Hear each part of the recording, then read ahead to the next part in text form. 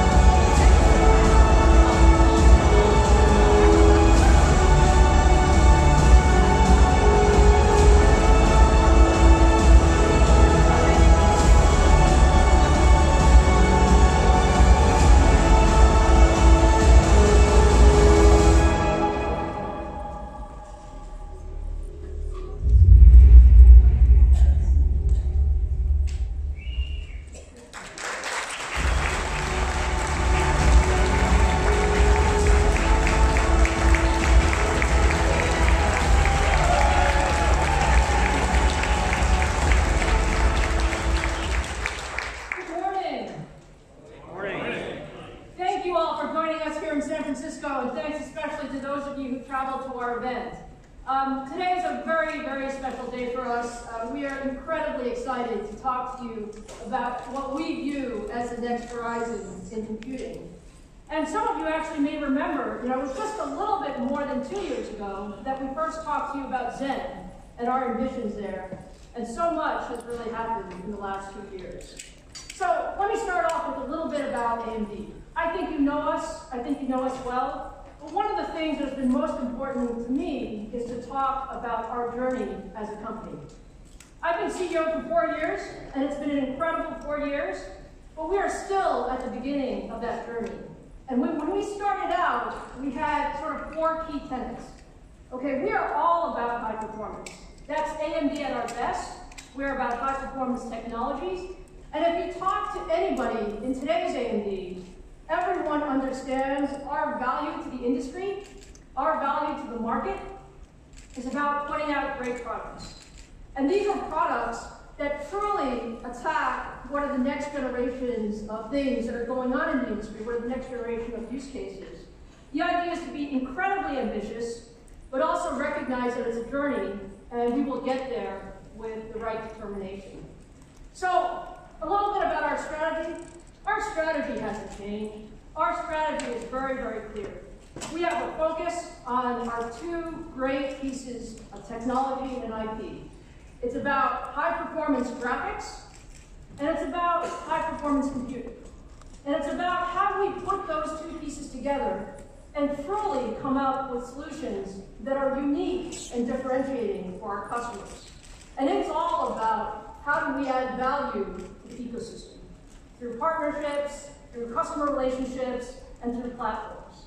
And so when you think about all that, there's a lot to do.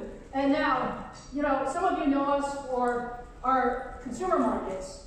We love all of our consumer markets. We love gaming. We actually love the PC market. There's a lot of innovation going on there.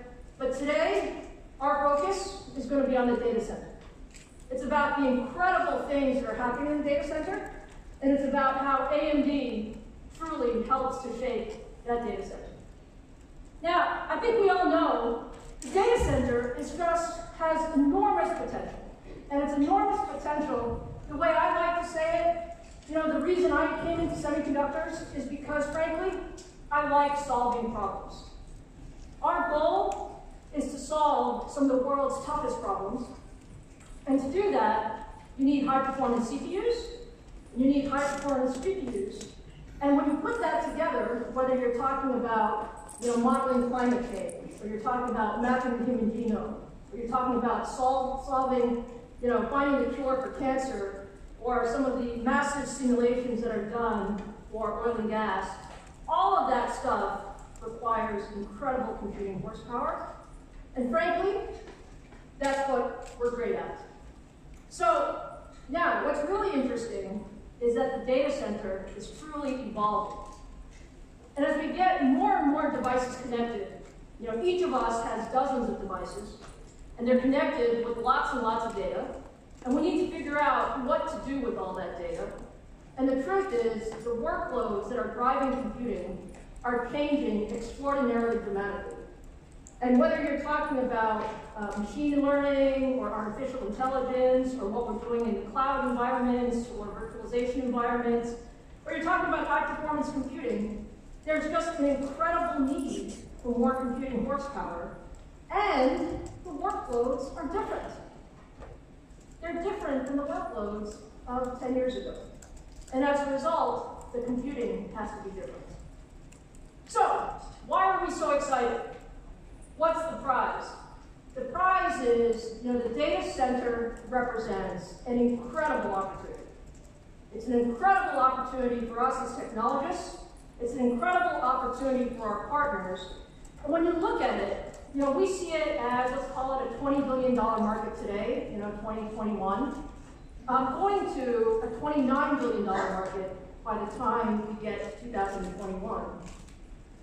And if you look at the pieces of it, the CPU market has always been critical in the foundation of the data center, and it's continuing to be critical, whether you're talking about the cloud environment or the enterprise environment. But the GPU, or the accelerator environment, is growing dramatically, really dramatically. And we see that as a growing piece of the TAM. And so if we look overall, we see strong double-digit growth as we go over the foreseeable future. Now, let me talk about our approach. Our approach at AMD is different, okay? We have been very, very deliberate on how we think about the data center. We are not looking at incremental changes.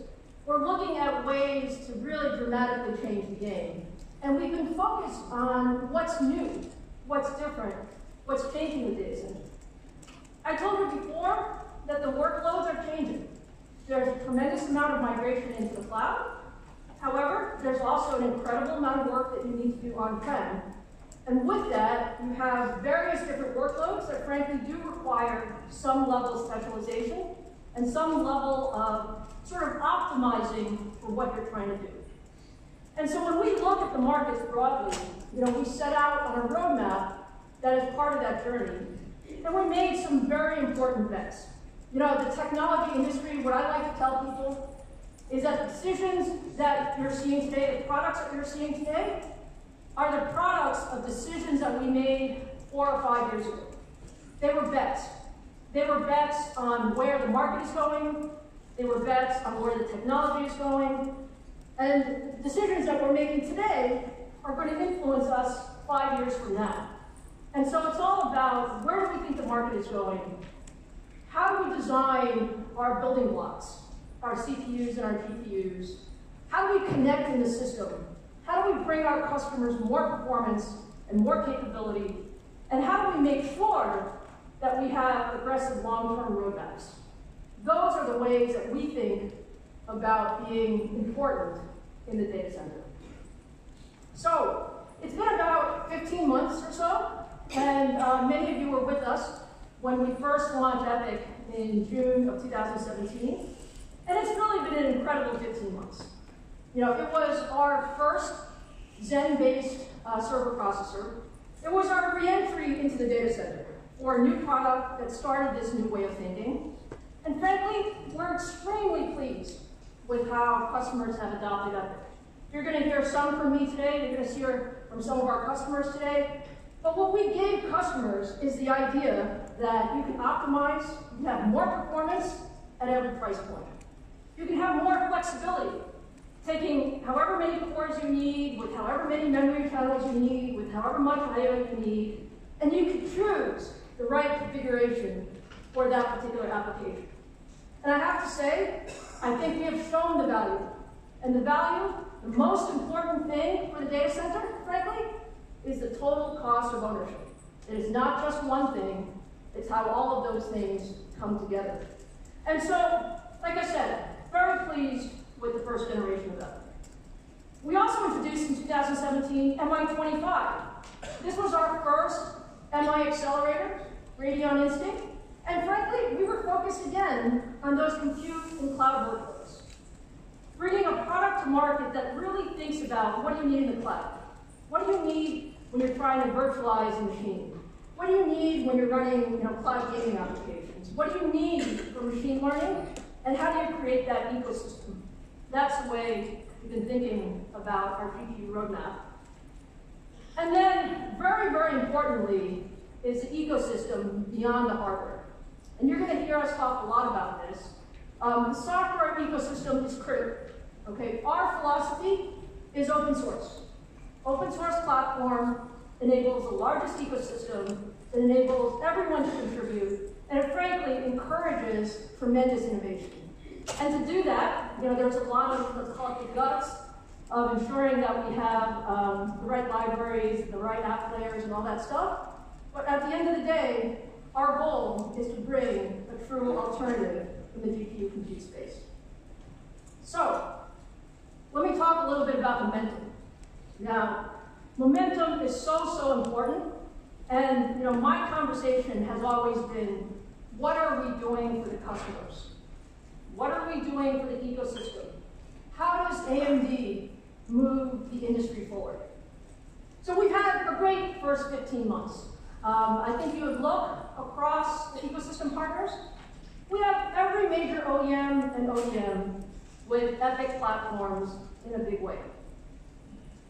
We have numerous system integrators and partners, and all of them are supporting our CPU or our GPU platforms and making them available to the customers more broadly. And then, of course, we have also been extremely focused on the cloud. Extremely focused on the cloud. The cloud is the largest growth driver of the data center. It's where tremendous innovation is happening. And we've been very, very honored to partner with a number of the top cloud customers. On the CPU side, you see Microsoft, Baidu, Tencent, Oracle, Dropbox, and others with their cloud instances utilizing EPYC, making them available to a large number of users. On the GPU side, we also have some initial instances with Alibaba and Baidu and AWS.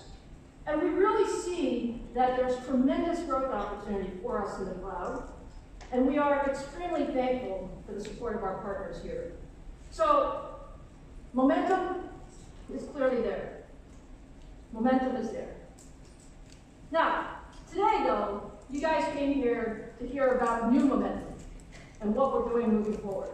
And it's been a very exciting day for us. We're going to talk a lot about technology. We have a few demos for you. But I wanted to start the morning with actually a major new announcement around momentum and around ecosystem and around partnerships.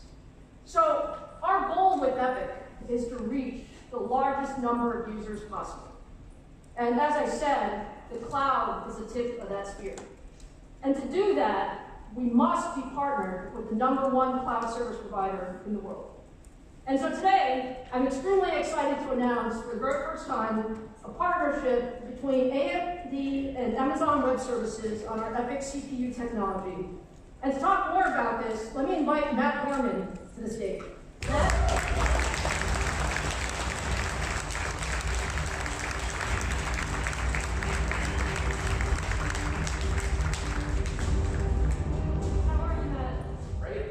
Fantastic, for you to be here today. We're so excited about what we're doing with AWS. And why don't we just start first with, you're one of the first guys at AWS. Tell us about your strategy and what AWS stands for. Yeah, thank you, and thank you for having me here today. So it's been an incredible ride with AWS, and a lot of it we think when we build the business and the products for our customers is it starts with our team. And the team, we hire builders. We want people that want to build things for our customers. And some of what allows them to do that is we take a long-term view as to how we go build the business and our partnerships and for our customers. We don't optimize quarter to quarter. We really have this long-term view. Take those two together, and then it really comes down to listening to our customers.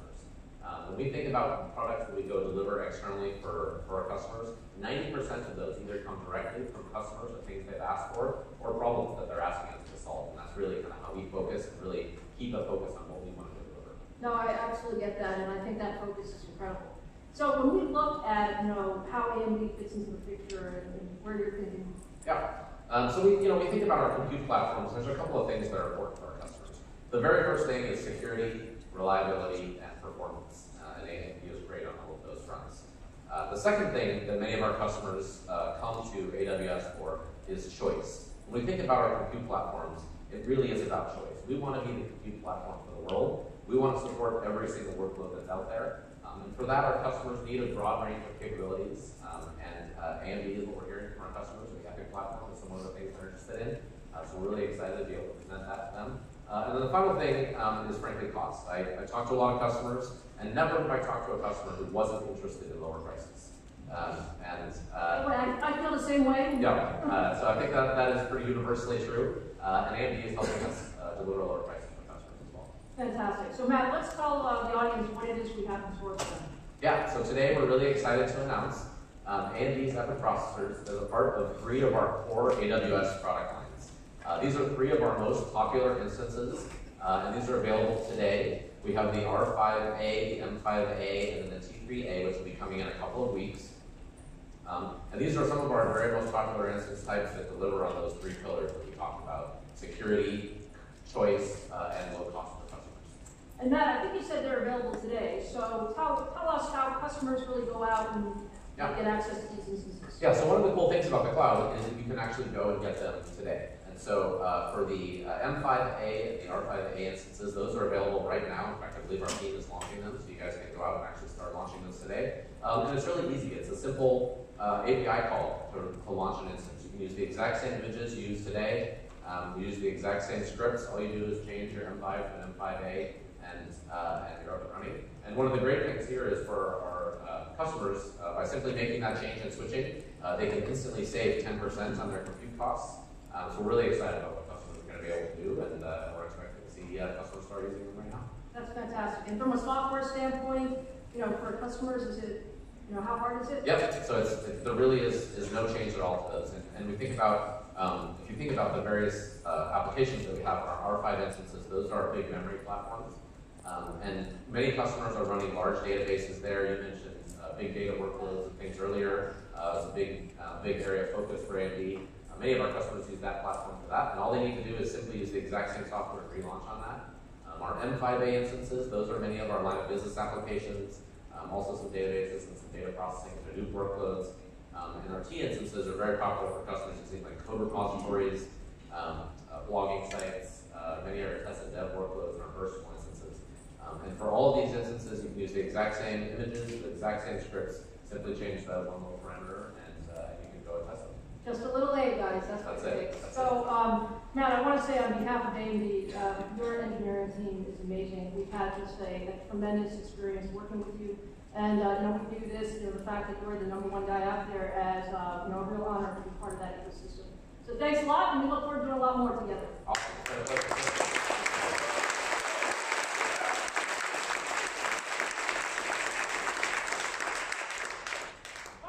So how exciting is that? I mean, to have AWS now part of the AMD Epic ecosystem and to have that out there for customers, it is truly our honor, and it is an example of what we're doing to really broaden Epic in the industry today. Now, I also said that we have a tremendous amount of technology news for you, and we really do when we talk about the Next Horizon. And so what I thought I would do is just give you a little bit of an outline of what you're going to see from my team today. So as we start this next important chapter in the data center world, you're going to hear first from Mark Papermaster. You guys know Mark. You know him very, very well. He is the heart and soul of our technology team, of our roadmap, and our vision and strategy. And today, Mark is going to tell you about the early pieces of Zen 2. Zen 2 is our next generation CPU architecture. He and his team have put together just a remarkable engineering feat. And what you're going to see is what we're doing not only in the CPU, but what we're doing in the system design, which is truly, truly innovative, and how we bet big on 7nm technology, and frankly, it's paying off for us. You're also going to hear from David Wang. Some of you may not know David. David actually joined AMD in February of this year, and he runs all things graphics engineering. And David is going to talk about how we really design GPUs for the cloud. You know, how we think about where the cloud is going, how we think about how we put together the high-performance compute engines, how we think about the machine learning operations, how we think about the interconnections, and where we're going over the next few years. And David will also reveal the additional specifications for our AMD Radeon Instinct MI60. We are extremely excited to be the first 7-nanometer GPU in the industry, and we decided that data center was the place that we were going to deploy this technology. And so you're going to see tremendous performance from MI60, and you're going to see how we use it in cloud applications. So with that, we go to the last piece, where you will also hear from Forrest Norton. Forrest runs our data center business. Forrest knows exactly what customers need, because he was a customer himself. And he'll be talking about all of the progress that we made with our first generation EPYC and key workloads. Because it's all about the workload. It's all about the workload. It's all about how we do things better in the ecosystem. But then we'll also give you the first preview of Rome. And I said preview, so we'll give you some of the specifications. But most importantly, we'll share with you our vision for where Rome fits in the industry. Why we believe Rome, as the first 7-nanometer data center CPU in the industry, has some incredible capabilities, and what we'll be able to do with that. So your takeaway, hopefully, from the day will be AMD's total commitment to the data center. And I mean total commitment. We love innovation, we love solving hard problems, we love putting new technology out there, but at the end of the day, it is about what we can do for our customer and what we can do to solve some of those world's toughest problems. So with that, let me bring out Mark Papermaster to go through the technology.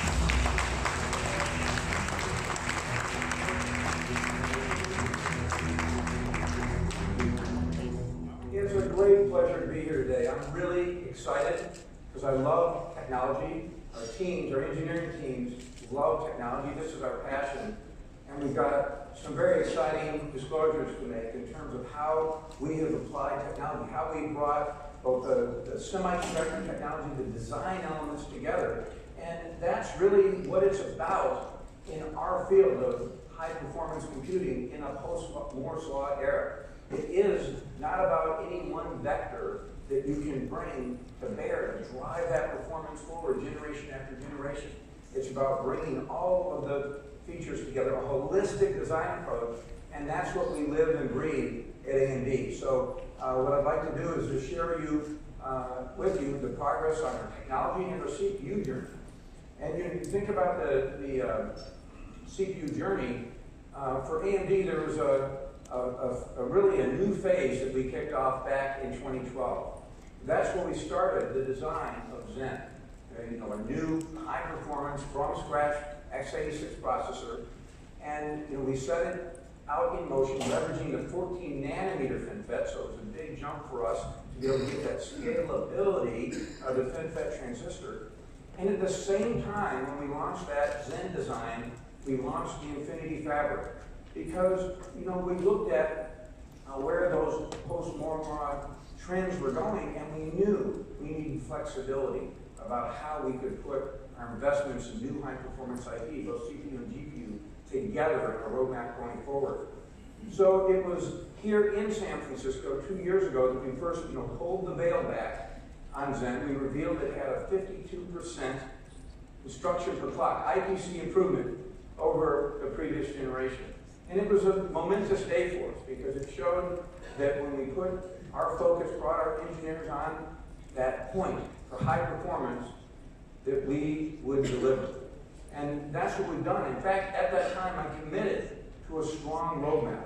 I committed to that we would have what we call leapfrogging design teams, so that we would be able to keep ourselves in high performance going forward, right? That we would never be providing any type of gap for our customers, that we have a continuous flow in our development process. And that's why today is so important for us, because Zen 2 marks the delivery of that promise, that continuity. as well as for the rest of our roadmap going forward, where we have strong momentum. So let me share that with you. So again, we launched in early 2017 our Zen-based product. We followed that with a kicker for our client roadmap in 12 nanometer, and that provided a very nice bump on top of the base Zen that we had across our client products. And then today, I'll give you an update on Zen 2. What has 7 nanometer brought for us? What do we do from a design element? We'll spend a little time and go through that. And we are sampling today. So we are delivering that as samples and on track to deliver Zen 2 to market in 2019. And Zen 3, our next generation, also on track. Again, leapfrog design teams. As one team's done, it's flipping over, working on the generation next. So there's always 2 full design efforts in flight at AMD. Commitment, continuity. And that's a significant point I want to underscore for you with AMD. We called the play. We called the roadmap. We've been stable. We've been executing. We are delivering to that play that we called. And what we're positioned now is to bring leadership. Leadership for the most demanding workloads. Existing traditional workloads and the emerging workloads is what we are delivering with this roadmap. So focus, execution, and delivery. And that's what makes AMD a bankable supplier. And when we made the effort to go back into high performance, equally important with coming out with that first set of products we launched in 2017 was the roadmap behind it. Because that's what the enterprise customers need. They want to know that you're delivering value today, and they need full confidence in the roadmap going forward. That's what we're doing. That's a game changer for AMD in driving the acceptance of these new high-performance products in the market. I'd like to just look back just a little bit on that acceptance in the market. So again, there it was early 2017 when we launched Horizon. And it really shook up high performance. When you deliver that kind of performance, generation of performance gains, and you unleash the reins on how you deliver it, bringing more cores, more I/O, more memory to high-performance desktop, it really lifted the roof. And you saw the extensibility when we brought out Threadripper, and more recently, Threadripper 2, bringing a leadership, 32 cores to high-performance desktop. So we drove a whole set of change with Ryzen. We followed mid-last year with Epic, and you'll hear a lot more from Forrest about our acceptance as we come back into the data center. And then, of course, that scalability that I described even from the outset with the Zen Core, being able to take that base design, leverage the investments that we made in what I call our hidden gem, that Infinity Fabric, that modularity that it gives to our design to be able to scale that processor from those highest performance applications right into the mobile space. And we launched Ryzen Mobile at the end of last year, and it's got a very wide acceptance across notebook platforms and is growing significant share. In fact, Ryzen has been awarded 700 recognitions over the time since its inception. So a very broad acceptance of the Ryzen product family. And of course, again, in Epic, we're getting excellent acceptance in the market. And so this is a phenomenal time as we look at that transition, moving from that acceptance of Zen, getting AMD back in high performance, and now with Zen 2, setting the mark of what we're about at AMD when we said we were committed to driving strong roadmap and generational improvement. And so that's what I'd like to do, is start with one of the key elements of Zen 2, and that's 7 nanometer process. So I said Moore's Law is slowing down. We call it, of course, Moore's Law Error, Moore's Law Plus, whatever name you'd like to give it. But I'll tell you, it doesn't mean that semiconductor nodes don't matter. What it means is they are more expensive. We're not getting the frequency lift that we used to get over each generation. But picking the right technology and executing on the right foundry technology is phenomenally important. And we made a huge bet. We looked at the success that we had had with FinFET on Zen and how we had leveraged that scalability. And we looked at 10 nanometer, the next node. It was a half node. And we determined that for what our customers needed, that wasn't the right jump. We were going to lean in and jump to 7 nanometer, the next full node, which we felt would be a long and sustained node in the industry. And we took that leap, we focused, and we executed. I'd like to just describe a little bit about what that meant. Well, first off, we had to recognize it was a tough lift. 7 nanometer adds significant masking levels, the resistances go up, all the what we call the parasitics, all of the physics around the transistor that you have to battle to achieve your power and your performance, all made it a tougher challenge in 7 nanometer. And we took that on because the benefit of the lower power and the shrink, the density we could get if we pulled this off of 7 nanometer, we felt would be disruptive in the industry. And so we went into a deep partnership with TSMC, which is the lead 7 nanometer fab in the industry. We went into a deep partnership with our EDA, the computer-aided design partners we have in the industry. Why? Because with all the physics I described to you, it can't be done by just the design team. It can't be done just by the fab. It takes a three-way partnership because you need advanced software to handle those designs, those very, very tight constraints of that newest generation node. And that partnership really paid off. We started it well in advance before the design effort even started, and it's resulted in an excellent start for us, an excellent yield, and TSMC is doing well with this process. In fact, we already have several designs back and doing extremely well in our labs, and our first 7 nanometer product, which is our GPU, 7 nanometer beta, on track to ship later this year. So, why was this such a big deal? Well, you just have to ask our customers. We're in the business of high performance. When you're in the business of high performance, it's all about what performance can you give me in the computer socket that I have. There's not a lot of flexibility generation to generation. You want to maximize the value for a constraint that you have on the power, the footprint that you have in that computer. And when 7 nanometer brought an astounding doubling of density at half the power, that's game-changing type of opportunity. So you could have taken that at just shrinking the die size and lowering the power, and so you could make that a play that says, let me just make a denser application of what we had with our first generation. But that's not what we did. It's not what our customers wanted. They wanted us to maximize that performance for the socket anywhere that we put Zen. And that's what we've done, and that's where 7 nanometer delivers tremendous value to our end customers. In fact, it's historic. It's absolutely historic. Our competitor, our x86 CPU competitor, has had commanding lead in process technology. And in fact, when we made that 7 nanometer decision, we felt we'd be on a path to come close. We felt that, in fact, it would be historic, and that we could potentially achieve almost a parity at about the same time. But what has happened is its leadership. 7 nanometer is the first of this set of dimensions. The 7 nanometer is roughly equivalent, the same zone as the dimensions, the critical dimensions, with our competitor's 10 nanometer. And in fact, it's first to market.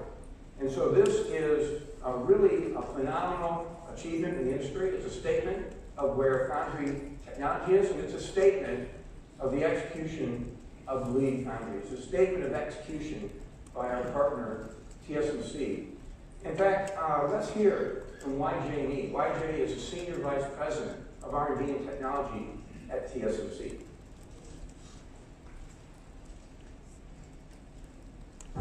TSMC's 7 nanometer technology is leading the industry in performance, power, area density, and schedule.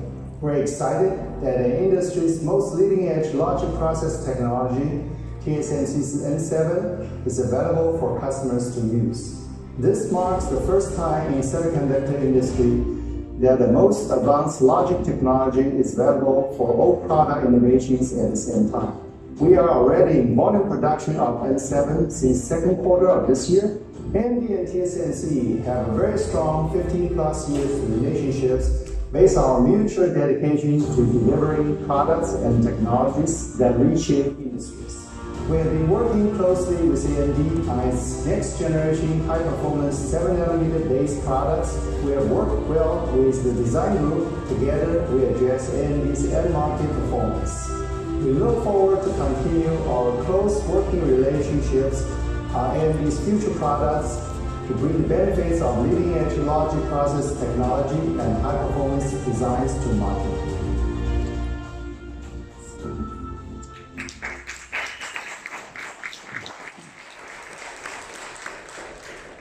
Well, it's great to hear from YJ. And, you know, it has been a 15-year partnership, and that was a true key element of our ability to partner as deeply as we did, to take head-on the challenges with 7nm and to be positioned to deliver our first products this year. So let's go further. Let's now take that process, semiconductor process element of Zen 2, and look what happens when you marry that across the design elements. And what you see is that it is that holistic design that I talked about. So you take the world's first high-performance 7nm class node and apply it to x86, and you pair it with CPU core enhancements. Again, you have to hit every element of the design process. And so we did that. We also paired it, again, with our modular design approach, that Infinity Fabric, in fact, the second generation of the Infinity Fabric. And of course, we added yet more security elements, which is really an ongoing process for all of us in the microprocessor industry. So those are all of the elements that came together to deliver performance. We're talking a huge performance improvement when you bring those facets together. It's a 2x in the throughput, the computing throughput per node that you can achieve for compute nodes. And you know, you won't be surprised when I walk you through this, because again, how you deliver performance in microprocessors is well known. It is about attacking all of the elements it takes to have a balanced computer. So everything you do is about adding more performance, more capability, but being able to feed all of the engines so you don't have stalls, so that you achieve real performance gain in the end applications that you're running. And that's what we've done with Zen 2. And you know, it's across the execution pipelines and how you feed it. It's across the floating point, where we've doubled the floating point capability, including the load store, the pass in which we feed it, the core density, leveraging 7nm core density, and of course, leveraging all of the energy efficiencies of 7nm. So what I'd like to do is walk through each of these and just share with you the delivery, some of the elements that came in to deliver that kind of throughput capability on Zen 2. And it starts with the front end. We improved our branch prediction capabilities, and really not just the branch prediction itself, but also how you can prefetch from the instruction side. We went beyond that, and so it's about feeding the pipeline, avoiding stalls. So branch prediction, prefetch, and then the micro-op cache, right? So you have those instructions, there you go, and then actually increasing the size of that micro-op cache. As you recall, I shared with you that we introduced that in Zen, and so what you see here is pulling the levers to improve that full front end to ensure that we, as we go to Zen 2 and we up the processing capability, that we've also upped our efficiency in feeding the execution pipelines. The next that I will certainly talk about is that floating point that I described. This is really a huge deal for us. And when you look at Zen, we've had a great reception of our floating point in high-performance compute applications. Because what we did was we made a decision in Zen. We started with a 128-bit data path.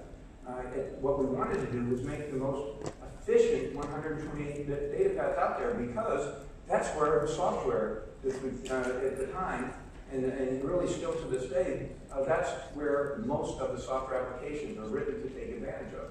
And it's actually gotten excellent success. So you look at the applications out there that can really leverage vector computing and floating point, like fluid flow analysis, like molecular dynamics, like ray tracing on a CPU for rendering. These do extremely well on our Zen platforms. But we looked at what we could do in 7 nanometer. What could we do with the kind of capability of doubling the density at half the power? And the decision was obvious here. Let's grow on that success that we had with floating point and Zen. Let's bring that capability up. Let's double that effort. So what does that mean if you want to keep a balanced computer? What that means is that you, of course, double the vector width. So we went to 256-bit on the vector width, but we doubled how we feed it. So we doubled the load store, we doubled the pathway, the data pathway into the 256-bit. And so we ensured that you could really reap the benefits, and again, real-world workloads of this double floating point. The other thing that we did was we increased the dispatch and retire bandwidth so that even non-vectorized workloads would be much more efficient running on Zen 2's floating point. So it's really a significant investment. We're delivering tremendous value to HPC workloads in our Zen products today, and what we will see is a huge jump as we go to Zen 2-based products. Very, very exciting. So I talk about security, and as you know from us at AMD, security is always a top priority. We've delivered a leading-edge memory encryption capability on our Zen-based products. And the way that we did that is it's really an inline encryption, so the performance overhead is very low, on the order of 1% or 2%, to be able to encrypt data as it goes out to memory. So any of that data standing at rest on memory when you deploy this feature in AMD is fully encrypted with protected keys within our security unit. And what we've done as we've gone forward in Zen 2 is where you have virtualized applications, highly virtualized applications, or multi-tenant cloud, we've increased the number of keys significantly. So we had a very good reception to this feature in our Zen-based Epic application, and the request from the customers is, I like that. Let me support more partitions, more VMs that might need unique encryption keys, and that's exactly what we've done on Zen 2. The other thing that we've done, of course, is this continual focus on any potential attack on our processor. If you look at FROST 2018, it was a year that there was a tremendous focus on side channel attacks. We were also very, very focused at AMD on mitigations for side channel attacks. Meltdown and Foreshadow did not affect AMD because of our microarchitecture, so you could not have that exposure on AMD microarchitecture. But of course, Spectre we did, and we applied very, very strong software and microcode mitigations for all of our products across on Spectre. So what have we done on Zen 2? We've hardened those. So that was what we've taken, a number of the approaches that we took in microcode and software, and we've hardened those in our Zen 2 security, or Zen 2 implementation. So a very strong security that we've had at AMD. It gets stronger yet again on Zen 2. And of course, this is an area that AMD stays completely focused to address any new threat attacks that may come as time progresses. A consistent, full focus on security within our company. Next, I want to talk about our approach, that that leveraging that I described of that hidden gem, our Infinity Fabric, and it's really proven so beneficial. You saw that first implementation on Epic. You saw how we took a multi-chip approach, 4 die that we connected chip to chip, actually within the chip, then chip to chip, and even socket to socket, leveraging that Infinity Fabric to bring modularity and to bring scalability. And really, it allowed us to pull off what we did because it's almost unimaginable to how we could have brought 32 cores per socket without this approach. In fact, the cost would have been 1.7x higher had we not approached, had we done a monolithic approach, had we made one big die versus the multi-chip approach that we did for EPIC, the cost would have been 1.7x higher. So we clearly showed the advantage of this type of partitioning that you can do to bring more cores per socket and configurability. And you've seen us leverage that configurability. How can a company our size take the kind of technology we have and run it from high-performance desktops to the server, to world-class supercomputer applications, and then right back down into the mobile space? That's the configurability that we built in to our design approach. So what I'm excited to share with you is what we've done with our second generation Infinity Fabric. What we've done is opened it up even further. Higher performance and more scalability. In fact, what we do is really leverage.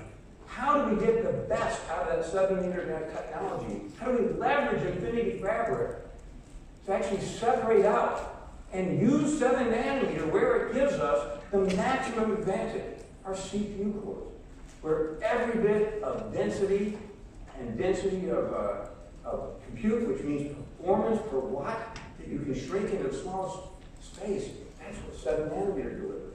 And so what we did was pulled out those core execution blocks into a set of chiplets that we can connect back into a 14 nanometer die that controls all of our I/O, our memory, our front side bus. That's all on the 14 nanometer die. So what does that give us? Optimization. The I/Os that we had didn't scale well. That's a part of the physics. If you study this, you'll see that the big interface circuitry don't scale as well, like the digital circuitry you need for performance within a CPU. The analog circuits don't scale as well. So it was just fine to keep them on 14 nanometer and to optimize that set of interface functionality on 14 nanometer, and then break into a set of chiplets that's 7 nanometer high performance. So better latency and optimization for those analog circuitry on that center I/O die, and then optimize performance on CPU fed to each other and back to through the I/O die through a second generation Infinity Fabric. So very, very exciting what we've been able to achieve. And what you see is really a revolutionary new approach. We have taken multi-chip to a revolutionary chiplet design approach. And I think you will find others in the industry adopting this in more and more ways. Because this is the best way to keep the performance pace of Moore's Law going forward. It will be a heterogeneous world. You'll need chiplets that you can very efficiently bring together and in this type of approach to stay on a Moore's Law performance pace, even when those big nodes are becoming a little bit more costly and becoming further in between. So we're super excited to be rolling out this new chiplet approach for Zen 2. So let's talk a little bit about that performance. I said it was holistic. And so when you put it all together, what I walked you through, the process technology allowing us to double our throughput at the same power. The design elements that I walked you through that allow us to increase our instruction per clock and increase our throughput. And we drove, as I said just a moment ago, a revolutionary chiplet approach to maximize the benefit of the technology to deliver true performance value and very high manufacturability. When you bring those 7 nanometer chips down into a small chiplet, you make them much easier to manufacture. And that is a key element, is what allowing us to push very, very aggressively in an aggressive early fashion in 7 nanometer. So, really, we seized the opportunity to Zen 2. We seized the opportunity to leverage process technology and design, and to leverage that modularity, that configurability we have, to keep us on a pace, to satisfy that insatiable demand in the industry for more and more compute per socket, and compute that can be delivered securely. That is what Zen 2 is about. It's about delivering performance that matters, real-world performance to our end customers. And what I'm incredibly excited is about the momentum, because it was our commitment. It was our commitment to our customers that we would deliver to the roadmap that we set out, that we would not accept the slowing of Moore's Law, that we would bring innovation. Innovation is what AMD is known about. That's our history. We didn't lose it. We brought that innovation to a new level, but we brought it with an incredible focused execution. So we delivered on what we promised. We kept the momentum going with Zen 2. We are right on track to bring 7nm based CPUs to market. And we are committed to the future. Zen 4 design is in its design completion phase. It's right on track. And so this is what the AMD team is about. We have worked incredibly hard to bring AMD back to higher performance. We will not let up, and momentum is now on our side. Thank you very much.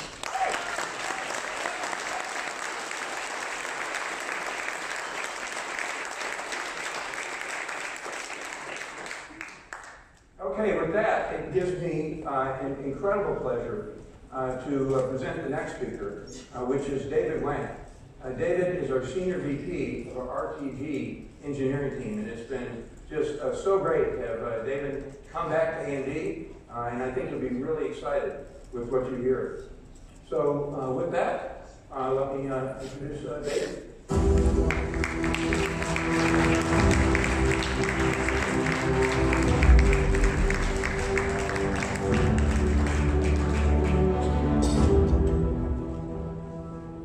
Hello, everybody.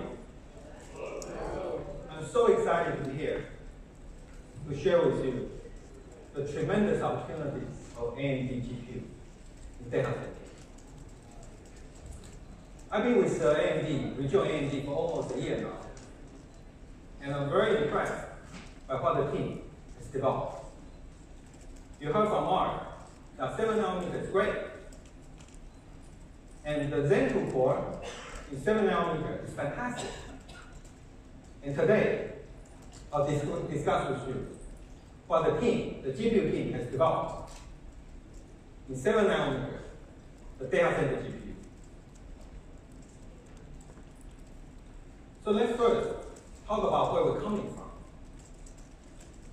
The AMD Radeon brand has been best known for consumer gaming and for professional workstation applications. Indeed, we have an installed base of more than 400 million of PCs, workstations, and game consoles combined. 400 million. We believe this gaming and professional workloads are moving to the cloud because of the promise allowing the hundreds of millions of gamers, the developers, to be able to run their content on anywhere, at any time, on any devices. It enables truly a new type of distribution model that's flexible, that's always available, and it's low cost per user. And people will never have to worry about their GPU hardware or their GPU software get outdated.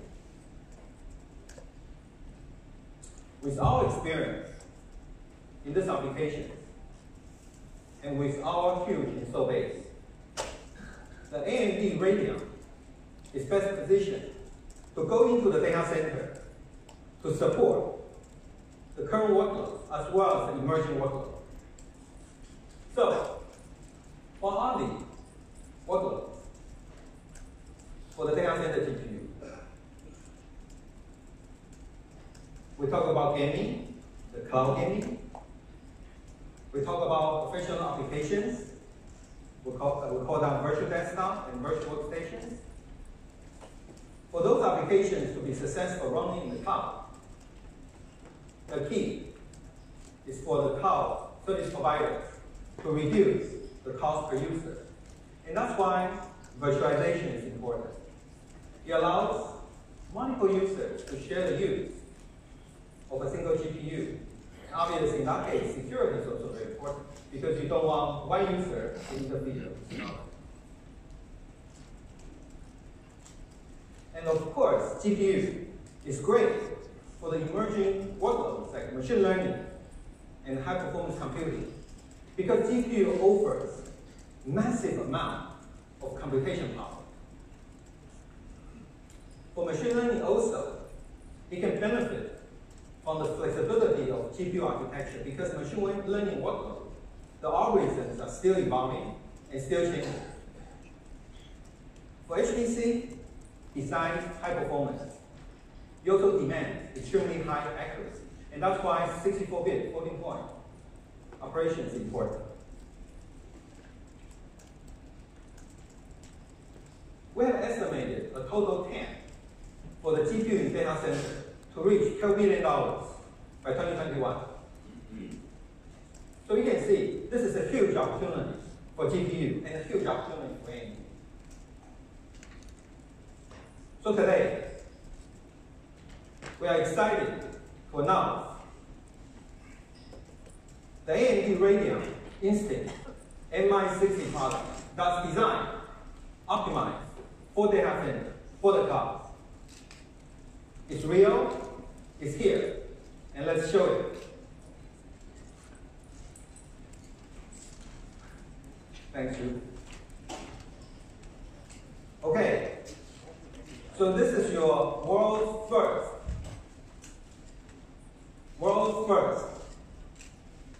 7nm GPU. Again, the world's first 7nm GPU.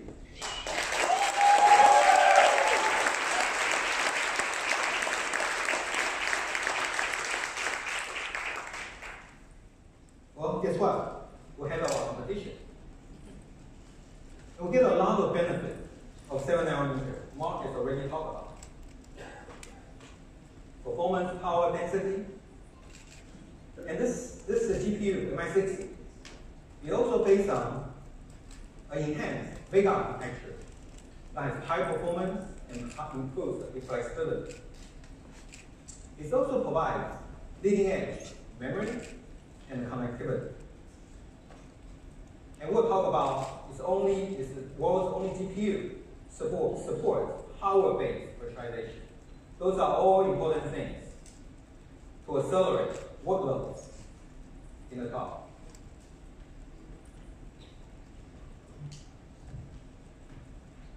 Okay, so why does 7nm matter? It's high density. With high density, we can put more functionality. We can put more performance on the die, but yet still shrink the die size to improve the cost. As you can tell, the MI60 die size is a lot smaller than the MI25, even though the performance is a lot higher, with much more functionality, which we will go through. And also, because it's 7nm, it delivers higher performance and lower power.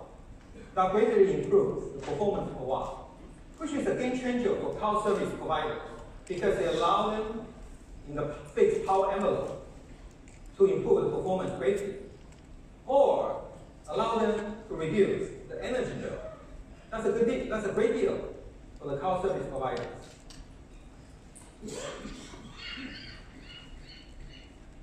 And MI60 is based on the enhanced Vega architecture. It's high performance, it's flexible. It's world's fastest 64-bit and 32-bit floating-point processor based on PCIe, the standard PCIe configuration. And it has included special machine learning operations to accelerate training and inference workload. The architecture is flexible, that it has a configurable mathematical pipeline, can support from the 64-bit floating point all the way down to 4-bit and 1-bit integer operation. So that allow us to support a wide range and optimize performance for a wide range of workload.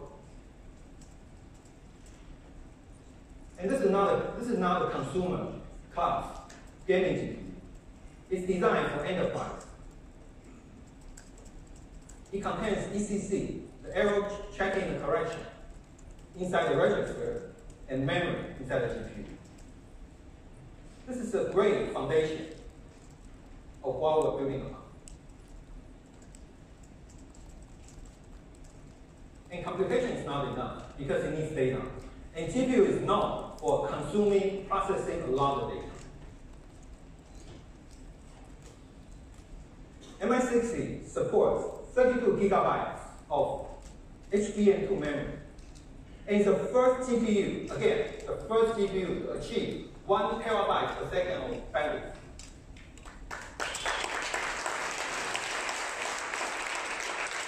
And how does it matter?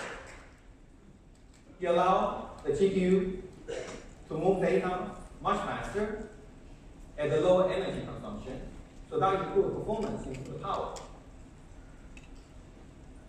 And it also includes ECC. So it's not only data protection within the GPU, but also data protection outside of the GPU. So this end-to-end ECC protection really provides MI60 the enterprise class of reliability. And of course, with such a large frame buffer memory, it supports large data sets that are required for machine learning and HPC applications.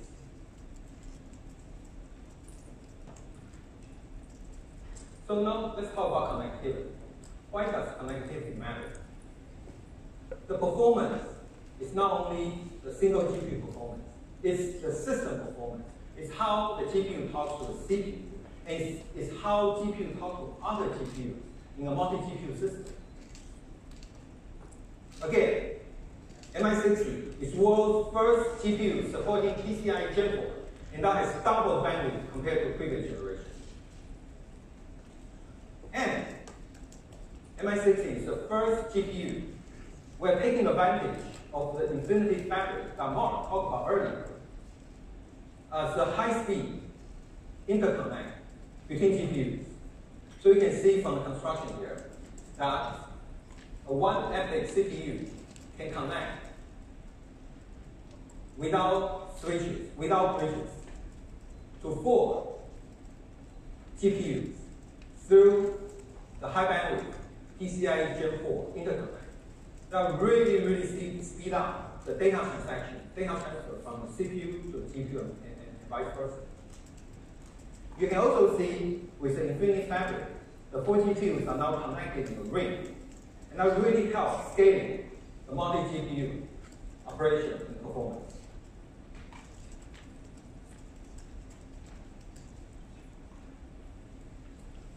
Hardware-based virtualization is a key differentiation for the AMD GPU.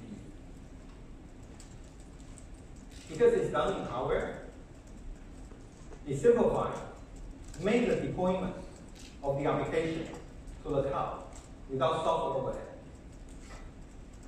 It also provides hardware-based data isolation, so that improves the security, making sure when multiple users are sharing one GPU, they don't interfere with each other in a hardware way.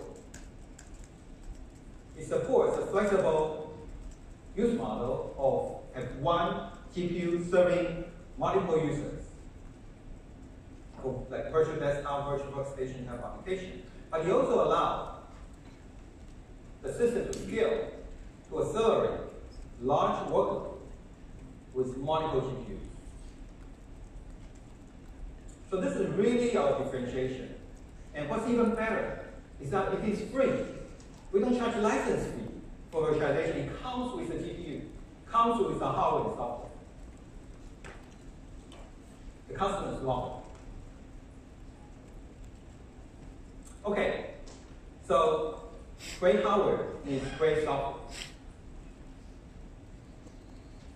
Let's talk about machine learning, which is the fastest growing workload for GPU data center. About 3 years ago, AMD started the journey of building an open source machine learning framework called ROCm. We believe in open source because it drives innovation because it enables community participation. Indeed, our customers, our partners love Broadcom, love open source ideas. Why? Because our customers want differentiation. They want to develop working with us, but add their differentiation instead of being constrained by a closed system. You can see from the diagram here, the Broadcom supports runtime, supports multiple programming languages, open source, supports open source library, and also the machine learning frameworks. And what's even better is that Broadcom runs all different kinds of accelerators. You run some CPU, AMD CPU, AMD GPU, AMD APU, or any other kind of deep learning accelerators. If people want, they can even port Broadcom on NVIDIA GPU and Intel CPU. It's not open. And today, I'm proud to announce the release of Broadcom 2.0. It comes with the Vega, it comes with MI6. It supports the latest and greatest machine learning frameworks with optimized math and communication libraries. It also supports the popular Docker and Kubernetes content management software, allow us to much easier moving the content, moving application to the cloud in a scalable way. And last but not least, it has been upstream as part of the Linux kernel distribution. So what's the big deal? Well, it's really embraced by our open source community. Without upstream, the Broadcom suddenly get access to millions and millions of users of Linux. You can see, this is a partial list of the open source communities, the frameworks, the compilers, the tools that we're working with. For example, we'll be working with Google on TensorFlow optimization. We'll be working with Facebook on PyTorch and Caffe. We'll be working with Baidu on Paddle. Everybody wants open source, and we are committed to open source. And the Broadcom open source community is growing. Okay, now let's see what Google had to say about our open source effort. Open source is good for everyone. And with Broadcom's open software platform, TensorFlow users can benefit from GPU acceleration and the more robust open source machine learning ecosystem. We are completely aligned with Google's open source strategy.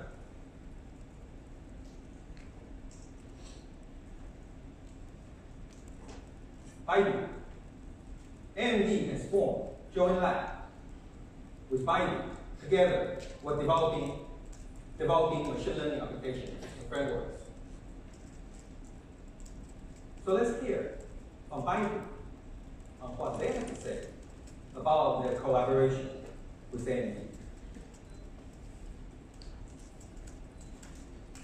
Baidu is the world's largest Chinese search engine and a leading artificial intelligence company that is a leader in AI and well understands the value of high-performance computing technologies. We choose AMD as a key partner on AI computing, and we are working very closely in a joint program with open source solutions from most parties, including the panel framework, unlimited differences of engine, as well as AMD law, integrated to driving software code development. We are running the workloads on AMD GPUs for hosting and inference applications, which provide significant performance gains. We support AMD's Broadcom open source ecosystem and believe an open approach is essential to breakthroughs and home spirit on the internet and benefit our society. AMD is a valuable partner, and we look forward to having further joint innovations on AI computing.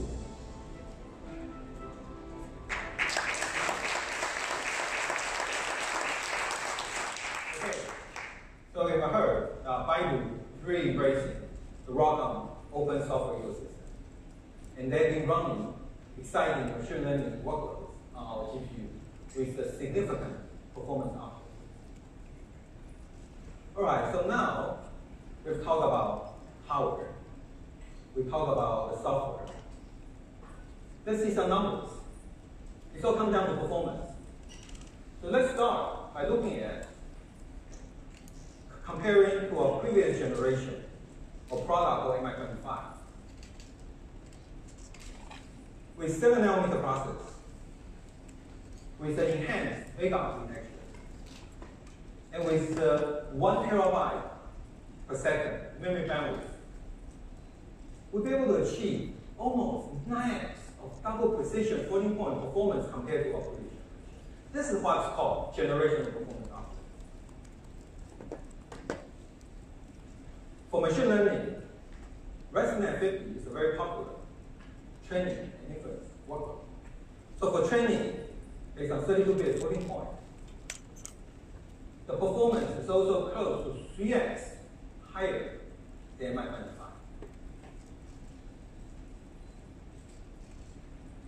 Now, let's talk about multi-GPU scalability.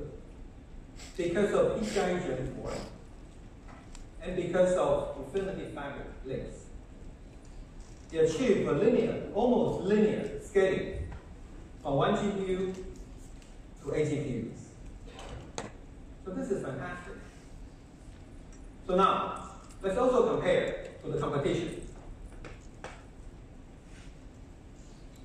By the way, DGen measures double precision floating point, and SGen measures single precision 32-bit floating point. We can achieve comparable or higher double precision and single precision performance compared to V100 based on the PCIe form factor.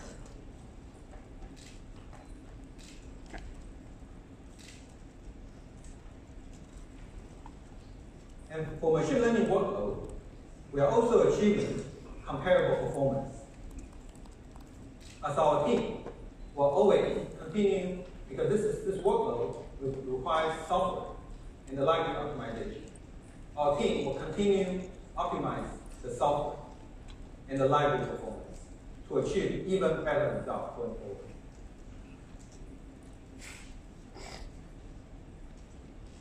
Okay, I think now it's time to see MI60 in action. We're going to show you a live demo today. It's going to run on the real MI60. So let's welcome the partner, Peter McGinnis from Highway.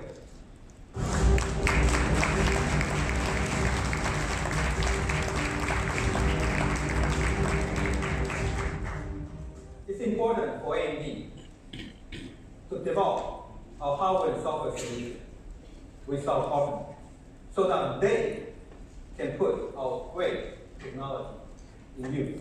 So Peter, tell us about what Highway does and what this demo is about. Okay, thanks David. I'm really pleased to be here. Thanks for inviting us. So at Highway, we make cloud-scalable simulation tools that produce the data that's then used to train neural networks. So access to data is the lifeblood of AI.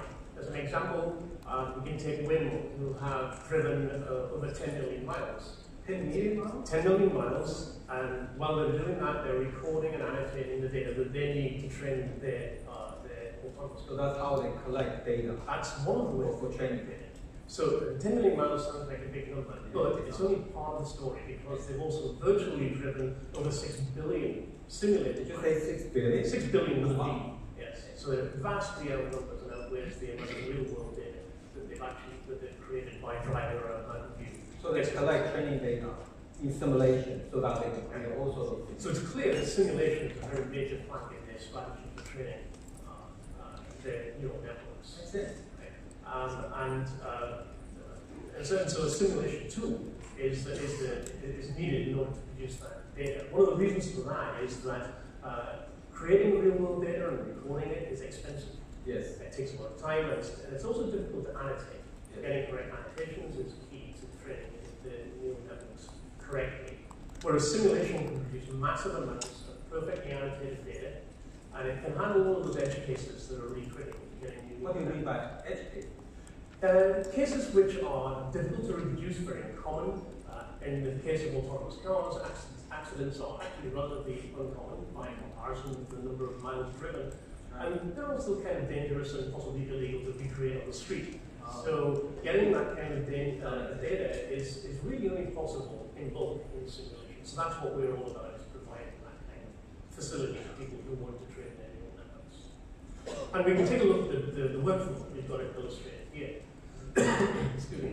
So the first step is the creation of the data. This is the job of the simulator. This data is created in a visual simulator. You can create any kind of world that you desire. We are providing, in this case, to a driving simulation. All that data is annotated and tagged with its class information, what it is, and its location information, 2D bounding boxes, that kind of thing on the screen. It's also tagged with 3D data. Things like the 3D location in space, its orientation, and its speed, motion relative to the camera. And that kind of data is almost impossible to obtain from real-world video sequences. So what do you do with that kind of data? Once you've got the data, we feed that into the training. This is kind of standard data center application, which requires an awful lot of floating point performance. And then we feed it through the training sequence, and then we move on to the third stage, which is validation. Validation requires running inferences, and what you do in that stage of the process is you take the trained network and you judge its performance against the real world and the ground truth data that you've generated in the simulator, so you can get a convenient metric for how well you're doing. And you go around that loop very times. So high performance in both the training and in the inference for verification and validation is key to getting a flow going. Okay, so today we'll be demonstrating. Yes, that's right. Yes, so that whole flow is called transfer learning, and that's what we'll show running on AMD hardware. Right. What's unique about AMD hardware? Well, of course, a GPU for visual simulation is very key. And access to the 8 GPUs that we can get with those systems is great, because we want this simulation to run in better than real time. And it does. But then once you've looked at the graphics side of things, you have to understand also that 1 minute of simulation for one camera at HD will produce 30 gigabytes of data. And in that case, the high memory bandwidth is critical. It's absolutely critical. And the other thing is that you're also analyzing and annotating up to 500,000 objects per minute of simulation. And a minute is it's less than a mile of driving. And so the CPU performance is also critical. There's not just GPU being stressed by the simulator, there's a lot of CPU in there as well. So the whole balance system, that's what we're really looking for. Okay, well, I mean, to see is believe. Without further ado, let's see the demo. Yeah. So what you see here is an instance of the simulator. It can handle any kind of scene, indoor or outdoor. It's running real time. This is all running real time on an MI60. And as it goes through, you can see that it's annotating the data, it's segmenting the objects according to the class that they're in. It can put the 3D bounding box information onto the objects, and all of this data is dumped out. The objects are tracked through image sequences. We uniquely identify all of the objects in the scene. And you see it's got some 3D data, which is added to the annotations. And this is one of the key points that you can achieve with a simulator. You can create these scenarios that you really wouldn't want to. You wouldn't really want to do that on a city street. That would be very highlighted. That's correct. Yes. And then, of course, we move on to the next stage, which is the validation. And we also have an example of that, also running live, which we'll see in a moment.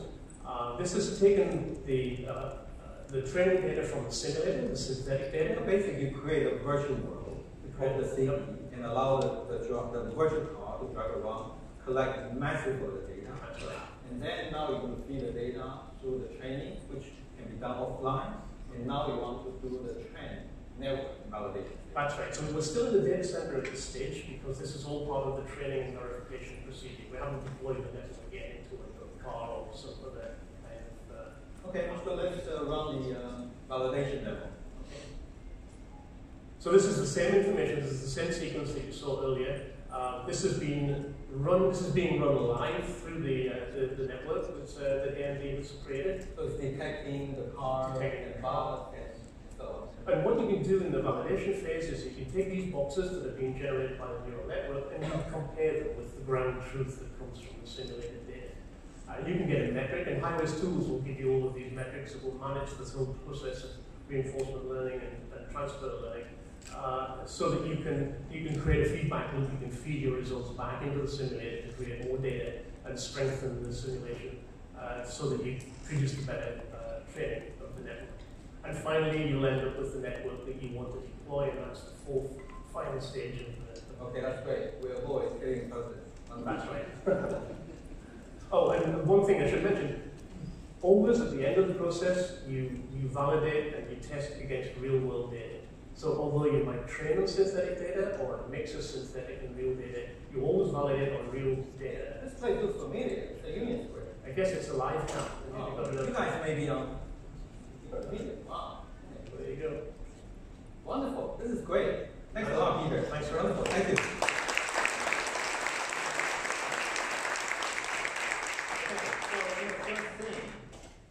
The power of AMD CPU and AMD GPU working together to solve interesting but difficult problems, without killing a real person.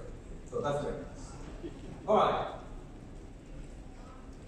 So let's wrap up. This is a summary of MI6. Again, it's world's first 7nm GPU, the first PCIe Gen 4, the first Infinity Fabric implementation of GPU, the first GPU that achieved 1 TB per second memory bandwidth, and also the first GPU that supports power-based virtualization. It has a scalable performance and architecture, going from extremely accurate or double precision all the way down to extremely high performance of integer operation for difference. And in the final slide, I want to introduce you our roadmap. We're starting work on MI25, which is our current shipping product. It's being in production. It's being used for cloud gaming and for virtual desktop applications, extending for machine learning. And MI60, as we should talk about, with its massive, massive performance and the rich feature set, is ideal for HPC and for machine learning. Indeed, we'll be shipping MI60 this quarter for that kind of application. The team is now working on next generation with a promise of even higher performance and with more connectivity. And the goal for this roadmap is to provide predictable product cadence with very, very high generational performance output, while maintaining the software compatibility, because it's important to preserve the investment of us and our customers on the software side. So are you excited now? I'm excited.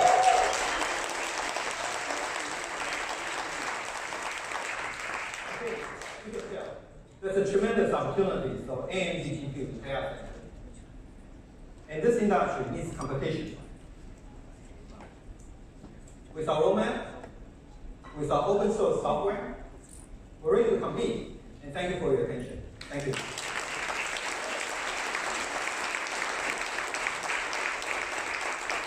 Ladies and gentlemen, please enjoy a 20-minute break. Our program will resume at 10:45.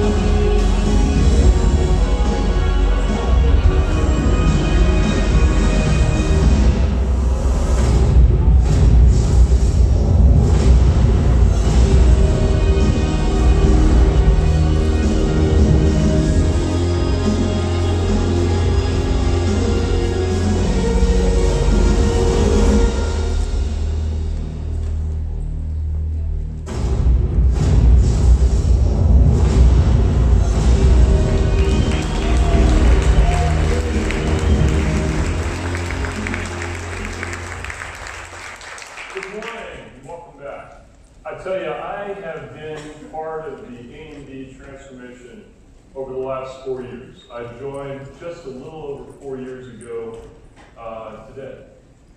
And the reason I came on board was the journey that Mark and Lisa had started with Zen and the roadmap of high-performance cores that team had started to define offered an opportunity to remake the data center, to rethink the way that servers were built, and to bring real competition and innovation back to the server industry, back to the data center. And I wanted to be part of that. I stood on this stage 2 years ago and gave you the preview of the first generation EPYC. And today, I'd like to talk to you mostly about how that's gone. And we could not be happier than the first year and a half of EPYC.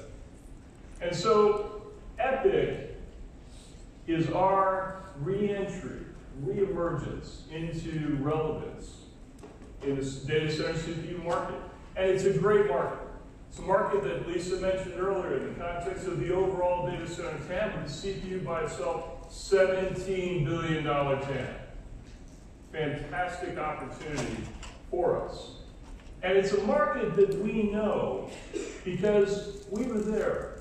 In the last decade, AMD introduced Opteron. We introduced really the critical underlying innovations that define the server of the last 15 years. We introduced 64-bit integrated memory controllers, high-speed coherent interconnect. Those were AMD's innovations, and they delivered tremendous value to our customers. But they were innovations in a server architecture that really was a reflection of the time. And the times have changed. If you take a look at the modern data center, it's very different than the data center of a decade ago. Thinking about just in terms of customers, the largest customers today, the 7 largest customers, constitute over 40% of the entire server CPU market. Whereas in the last decade, they were much, much smaller. But maybe more importantly, the unbounded performance demands of the data center have moved from being delivered via scale-up systems, 4 socket, 8 socket, 16 socket, scale out, because the unbounded demands of today's data center have to be met with thousands of servers working together for some of the toughest problems and most demanding applications. Of course, supporting that, enabling that, we've moved from physical deployments to virtualized deployments that we've already talked about. We've moved from a preponderance of on-premise to the agility that you get from being in the cloud. And so it's a very different data center today. And as we were thinking about how to come back in a major way, as we were defining EPYC, how to take that Zen core and do magic things with it, we realized we needed different thinking. The modern data center required new thinking. If we were going to find leadership, again, we had to think differently. And so we did. And so we introduced EPYC with more cores than the competitor, or that have been offered to date, to allow those scale-out applications to effectively and cost-efficiently scale. We brought far more memory bandwidth to the table to feed the beast, as Mark likes to say, to keep that performance unlocked. And we brought new levels of I/O capability to enable connection to storage and to more and more of the accelerators that are so critical for applications in today and tomorrow's data center. And then finally, that challenge of on-prem moving to the cloud meant that security needed to be rethought in a fundamental way. And it had to be thought in a way that was easy for folks to adopt. And so that security technology that Mark mentioned earlier was something that we brought to market. And with that, with those capabilities, we brought EPYC to market, and we focused it in a portion of the market where we could really take advantage of that core density, that memory density, that I/O leadership, and deliver superior performance and better TCO on key workloads.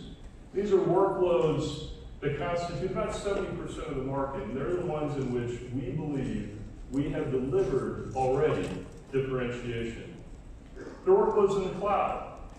You've already heard from some cloud customers, and I'll tell you more about what our cloud customers are doing to use EPYC to deliver virtual instances, to social services, to media streaming. On enterprise, EPYC's core density offers differentiated TCO that disrupts the equation around virtualized infrastructure and frees up dollars for enterprises to use on new innovation and new capabilities. And on HPC, AMD is returning to its roots and offering high-performance computing enabled by floating point performance that's truly usable by applications and enabling new results even faster. And so these are some of the focus areas that I'm going to talk to you about today and talk to you about what our customers are doing in each one of these areas. Now, the customers that we have, based on our advantages and the partnerships that we've forged, have been incredible. It's been fantastically gratifying to me. I've been in this industry a long time. The response across the ecosystem, not just from our server partner providers, such as HP Enterprise or Dell or the other OEMs that power so many of the systems out there, but across the software, IHV and ISV ecosystem, the ODMs that build many of these systems. We've had tremendous response, incredible partnership.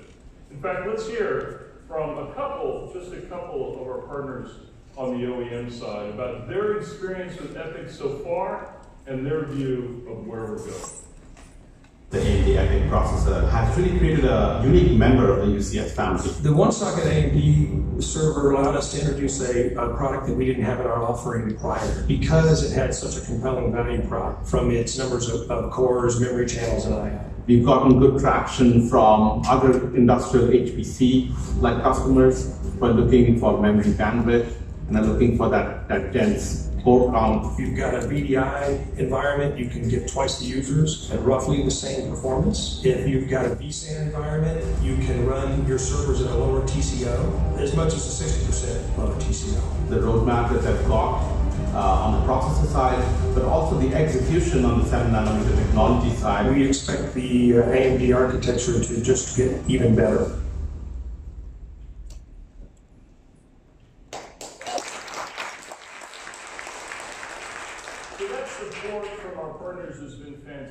And it's that with those advantages that I've talked about earlier that's really allowed us to gain significant traction in key workload areas. And so I want to talk you through the AMD EPYC state of affairs and what our customers are doing with it in several key areas. I want to talk to you about cloud, I want to talk to you about virtualization, enterprise IT, and I want to talk to you about HPC. And so let me start with cloud. And so cloud obviously has been the fastest growing segment of the market, and it's really revolutionized the entire IT industry. It's almost trite to say that, but it really is true. And we've been incredibly pleased with the way that our cloud customers have used EPYC to deliver differentiated services, with each one taking a little bit different tack. Again, you think about the advantages of EPYC around cores, memory bandwidth, security, and even the single socket attributes. Our cloud customers have taken different paths to deliver differentiated services themselves based on those different attributes. Be it the large cloud customers such as Baidu, Microsoft, Amazon, Tencent, of course, or the enterprise and managed service hosting partners that we're pleased to call our customers as well. They all have enabled unique and differentiated offerings. So for example, at Microsoft Azure, one of the world's largest cloud services, Microsoft decided to bring to market differentiated instances that offered new capabilities with AMD EPYC that were simply not possible to get any other way. The LV series of instances delivered the highest memory and storage I/O capability of any cloud offering available today.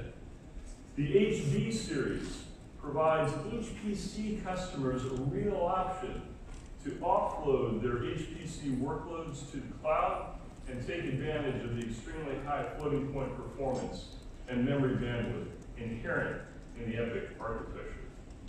And so Microsoft has gone with a differentiated approach, offering truly differentiated offerings. Amazon is going broad. Amazon is offering, as Matt spoke to earlier, AMD-based instances where, again, that core density, those attributes of greater VM support on a single socket or on each socket and in a server translates into real savings for the customer. Easy to adopt instances with all the performance features and software compatibility, such that it's a one-click deploy to migrate your instance or your workload from an existing Amazon instance to an AMD EPYC-powered one, and then seize that cost savings enabled by the core density of EPYC. Oracle took a different approach. Oracle is offering virtualized instances, but also is offering bare metal instances in the Oracle cloud. And so customers have a choice of different deployment models depending on how their particular workload wants to live. But in either case, Oracle is offering tremendous cost efficiencies with up to 60% lower cost per core hour, while simultaneously supporting the wide gamut of Oracle enterprise applications on AMD EPYC bare metal and virtualized instances, making it easy for customers still migrating those workloads from on-premise to the cloud to have an easy on-ramp onto AMD EPYC with substantial cost savings. Some of our key customers around managed services and hosting have embraced the single socket capabilities of EPYC, where we can pack up to 32 cores, physical cores in a single socket, and offer really disruptive power performance and cost performance in a managed hosting environment. So Packet High Velocity and Kurtzner have all brought those single socket instances to managed services and enterprise hosting. Likewise, Baidu runs AMD EPYC systems single socket, replacing their legacy dual socket systems in a wide range of services in their ABC services, which is their AI, big data, and cloud computing services that they run across their estate. And they are finding that the single socket efficiency is the right match for them. And then finally, Tencent, another big cloud player, one of the Super 7, is offering AMD in their cloud instances as well as their internal workloads, and driving, again, differentiated TCO with a very easy to integrate, very easy to adopt value proposition, seamless transition over to AMD EPYC instances. And again, that TCO advantage powered by the core density and core performance of EPYC. Now, that same attribute of core density translates very well into on-premise applications as well, particularly as so many of them today for the enterprise IT glass house are running, of course, in a virtualized environment. And so EPYC is great for virtualization. And if you take a look, again, the superior TCO of EPYC is derived from that core advantage, and we have across SpecVert and other industry common benchmarks best in class price performance for virtualization. And single socket or not, offering that at the highest density available in the industry. And so we've been partnered in this journey of driving EPYC into the enterprise with the key leaders in virtualization, one of which, of course, goes without saying, is VMware. And VMware is having VMware Barcelona this week, but Lee Caswell from VMware had a few comments that he wanted to share with this audience. Please roll the video.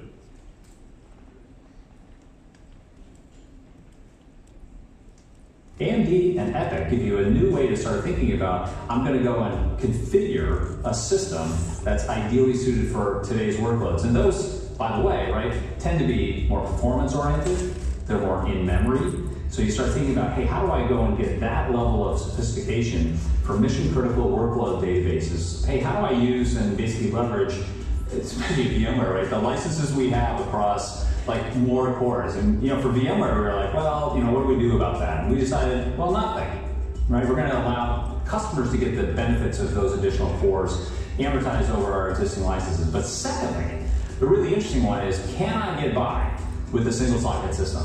We've got a really interesting opportunity for taking single socket form factors, lower CapEx costs, lower licensing costs, and then we'll think about how hyperconverged introduces OpEx savings. So one thing about VMware, right, is we've taken very seriously the ability to take day zero support for new technologies, whether it was NVMe, right, from a flash standpoint, or with AMD EPYC, right, being there right at the start. And that allows customers, right, the choice of taking software plus the latest server hardware, bring them together. We've got a great hyperconverged offering jointly supported between our companies. So the partnership with VMware has been fantastic, and they have really embraced our strategy of redefining the server and driving really disruptive economics into the virtualized data center to really revitalize the heart of the virtualized data center. And it's time to do that, because if you take a look at the typical enterprise IT shop, according to IDC, the most common enterprise deployment is about 4 to 5 years old, and is often thought about in chunks of, say, 2,000 virtual machines, 2,000 cores. And so a typical 4-year deployment might look something like this. About 100 dual socket 2P servers, about 1,900, 1,000 cores in virtual machines, and typically they're bought sort of in the middle of the stack. So these would have been, they were 4-year Intel 2660. The data is very consistent over where folks tend to buy. Now, the problem with this deployment is, as the infrastructure ages, particularly with the challenges over the last few years of security patching, and then just the inherent age and the systems, according to IDC, over a 4-year lifespan, your performance for this deployment will go down by about 30%, while your systems administration costs start to go up. And so, a good time to refresh, good time to roll over and reclaim that performance and get your efficiency back. And so, historically, most customers would have done that by simply rolling to the next 2P server box. So traditional 2P server, if you're buying cost point replacement, which most companies do, you'd be driving into, you'd walk off the lot, drive your new Intel 5118 2-socket server, support for up to 1.5 terabytes of DRAM and 24 cores. That's the old way to think. Because with EPYC and our core advantages and our commitment to deliver the right solution to customers, even if it's a single socket, we launched the no compromise single socket server, where with a single socket EPYC, you can get, same performance level, 32 cores, support for 2 terabytes of DRAM, all with the power efficiency, cost efficiency, and operational efficiency of a single socket server rather than a 2-socket. What does that mean to that company that's looking at that replacement of that 4-year-old infrastructure? What it means is substantially disruptive total cost of ownership prescription, where your hardware goes down nearly 30%, your administration costs decline, most importantly perhaps, your licensing costs dramatically fall. VMware license per socket, not by core. So your licensing costs fall dramatically, and your space, moving to a single socket 1U, also declines precipitously, allowing you to reclaim budget, space, capability, capacity in your data center to do new things. And putting that all together, that translates into a 45% lower total cost of ownership than if you had replaced with the latest Intel part of the market 2P system. That is tremendous savings for enterprise customers, and it's one that I think is really resonating. IT people are by their very nature conservative. You know, the old adage, nobody ever got fired for buying IBM. Certainly that's no longer true, but don't actually mean to ding on IBM, great company, but it's the old adage. But it's reflective of the conservatism of enterprise IT. But that conservatism can be overcome. The resistance to thinking about, hey, one socket, I've always bought two sockets before, can be overcome when you're looking at this sort of total cost of ownership advantage. And we've been gratified by the response from our customers. And then beyond the enterprise, high-performance computing is the realm of solving the world's toughest problems, of being at the forefront of simulation, weather modeling, climate change, product design. And AMD has had a rich history in HPC, and we're glad to be back there again. But to be there, we have to have the ante for the game. That ante for the game is floating point performance. And so I'm super proud that for the last year and a half, since we introduced EPIC, on the most common industry standard floating point benchmark, Spec FP, the top end, the highest score, the world record for the 2P system is an AMD EPIC, not one from our competitor. Number one, floating point performance. That's great. Benchmarks are great.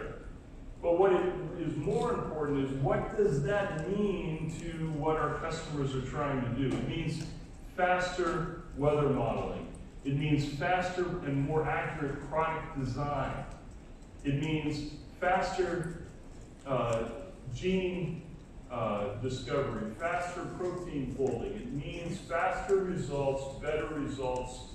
It means better outcomes for HPC customers.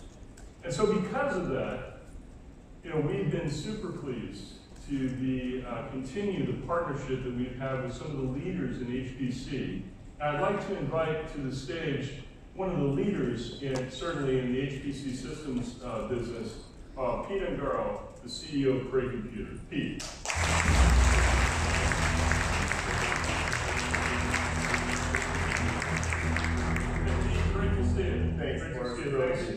Thanks for joining us today. And we've had a long partnership between our companies. Why don't you talk a little bit about that? Yeah, I think when you think about it, individually, both Cray and AMD have been pushing the boundaries of what's possible for quite a long time. But together, we've been working to redefine supercomputing over the last 15 years. That's right. That's right. I mean, I remember we had several systems developed together that were number one supercomputer at the time. Yeah, absolutely. You might remember Jaguar. Jaguar was a Cray supercomputer at Oak Ridge National Laboratory, which is one of the Department of Energy's leadership computing centers. Jaguar had over 200,000 AMD Opteron cores in it and was number one on the top 500 list, which is a list our industry uses to measure some of the fastest supercomputers in the world. That was fantastic, but that was not the only one. Not the only one. We actually followed that one up pretty quickly with a system called Titan, also at Oak Ridge National Laboratory. Titan had over 300,000 AMD Opteron cores in it and performed at over 10 petaflops of performance. It was number one, also on the list. That's crazy. but it's still on, after these years, it's still on the list. It's amazing. It's still the 7th most powerful supercomputer in the world on the top 500 list today. That's fantastic. But you continue, now, since we introduced EPYC, you guys have begun embracing the new generation of AMD technology. Yeah, we're quite excited. Just in May, we announced EPYC support across our CS500 line. And since that announcement, we've had a number of great wins together, including one we're very excited about with the Haas Formula One racing team. Haas is using a CS500, of course, with EPYC processors to support the building of faster race cars. So they do computational fluid dynamics, or CFD calculations, to more accurately run wind tunnel tests, or to predict and reduce drag in the machine, or have a more aerodynamic vehicle, all in support of building faster race cars. Which is fantastic. And as a car guy, I love that application of HPC. But you're taking it to the next level now here, Pete. You just had some recent announcements that were even more exciting. Yeah, Forrest. One of the things that's been exciting is working together with AMD to really try and take this whole thing to the next level, like the exascale level. And what we announced just last week is a brand new supercomputer that we think is the most significant technology announcement that we've done in our history, which is pretty amazing for a company like Cray, who's been around for a long time. It's going to really usher in the next era of supercomputing systems. We call this system Shasta. And Shasta really has a number of main innovations, the biggest one being able to run a wide variety of workloads. In high-performance computing, as Forrest, you were mentioning earlier, we run a lot of modeling and simulation applications. But what customers want to do from a single cabinet up to a huge supercomputer is run a variety of applications, including big data analytics and artificial intelligence. And Shasta allows us to do this all on a single system, all together, all at the same time. It has an amazing data-centric approach. It really eliminates the differences today between clusters and supercomputers, and comes with a new Cray design system interconnect we call Slingshot. Shasta is a really amazing machine, and what's even more exciting to us is when you announce Shasta, you also announce the first big win. Yeah, it's very exciting too for us. One of the very great things is to see how customers adopt this, and as Forrest mentioned, at the same time we announced Shasta, the Department of Energy announced that Lawrence Berkeley National Lab, the National Energy Research Scientific Computing Center, NERSC there, awarded Cray with a $146 million contract for a Shasta system, and they named it Perlmutter after Saul Perlmutter, who's a leading Nobel Prize-winning astrophysicist at Lawrence Berkeley. It's a really amazing machine, and we're incredibly proud to have a next-generation EPYC be a key part of powering that Shasta system. Can't wait to see it.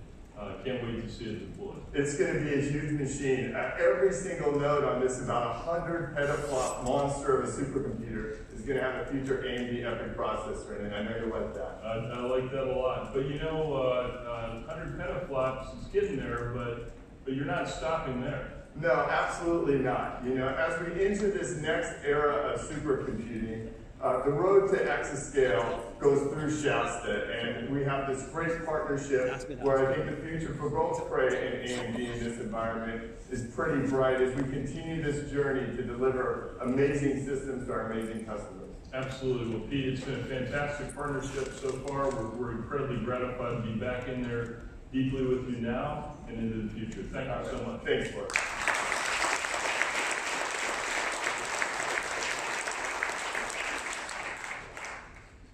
So I talked to you a little bit about EPYC over the last year. I've talked to you about our traction in the cloud, in the enterprise IT space, and the HPC. I've talked to you about how EPYC is making a difference today. But the thing that I want to make sure that you take away from this meeting is we're just getting started. This is not a one and done. EPYC, the first generation Naples, was just the beginning. And I cannot wait to show you what comes next.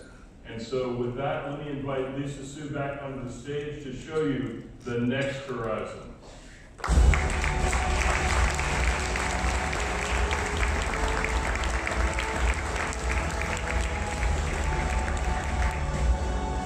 All right. Have you guys had a good time this morning?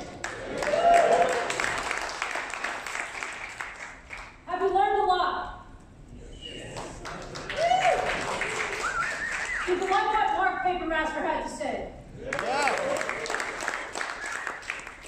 Did you love MI60?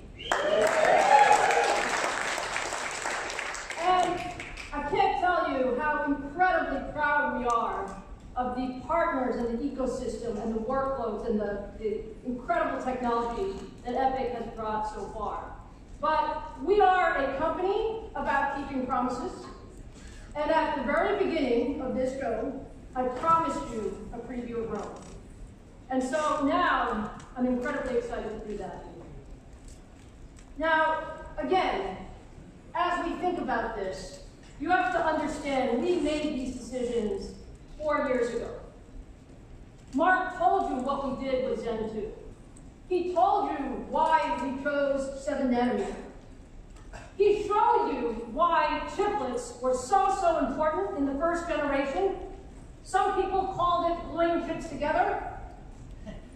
We called it the next generation of system design. And we've taken that to another place. So all of that was to put together an incredible product for the data center. So let me start by sharing some of the first specifications of Rome. So first, we have up to 64 physical Zen 2 cores per socket.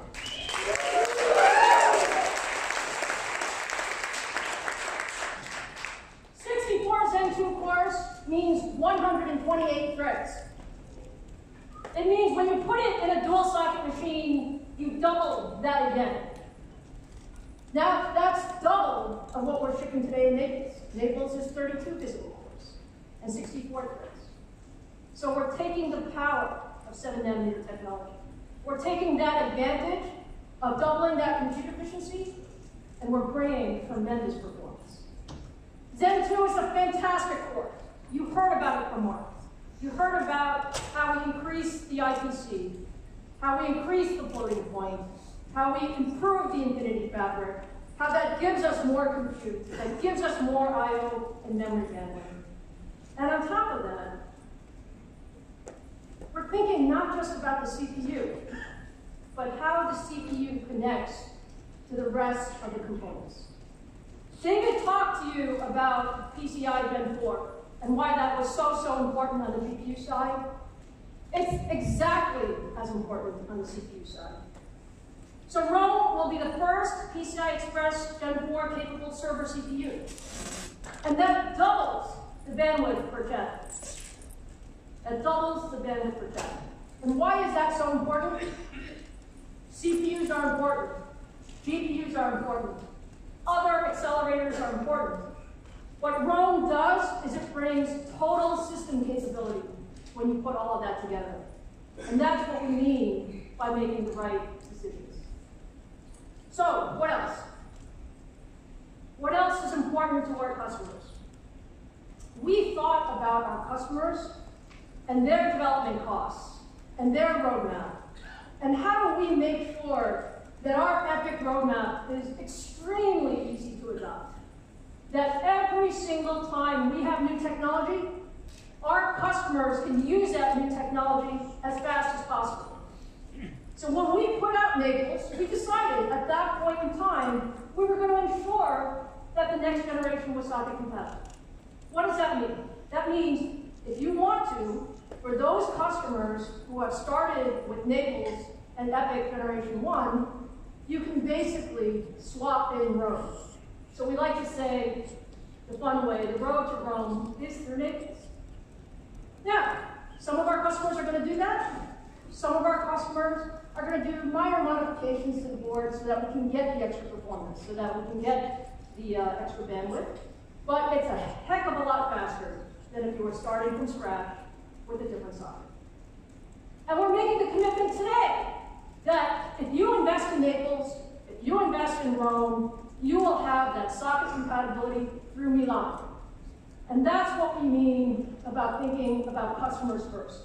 That's what we mean about deploying technology that can truly change the industry and bring the data center forward.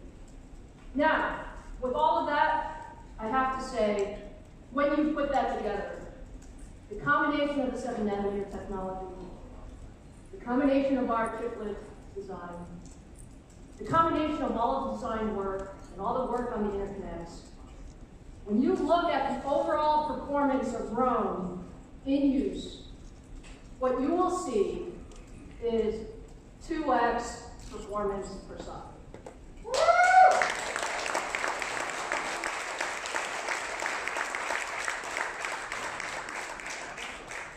I've got to tell you, I've been in the semiconductor industry a long, long time. You don't get 2x. You don't get 2x, okay? 2x per socket versus our previous generation. And even more, on the floating point, you heard from Mark, it's a double-double. 4x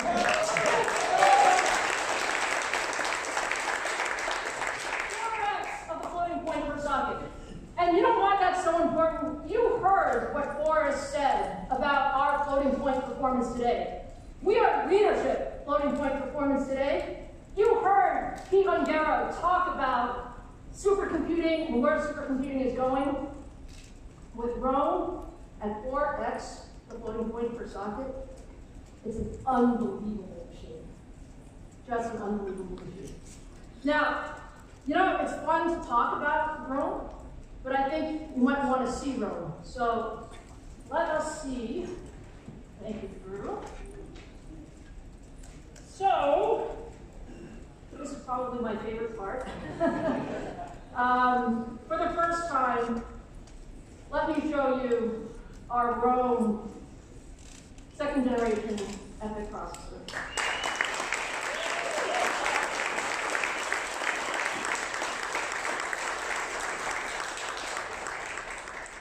Now let me tell you a little bit about this, okay? You got the hints from Mark earlier today. It has 8 core die.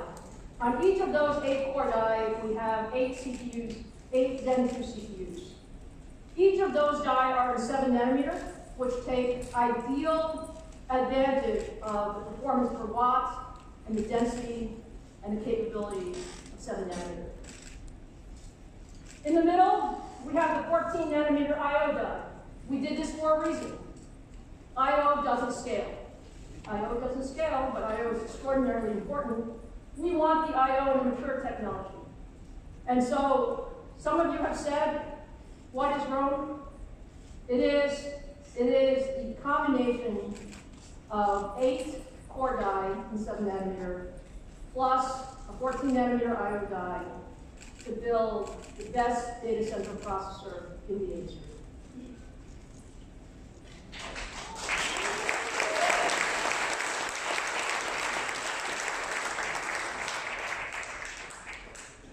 Okay, so we love Rome. We love everything about Rome, but we are about showing you what Rome can do. So to do that, let me invite Forrest back onto the stage, and we're going to show you Rome in action.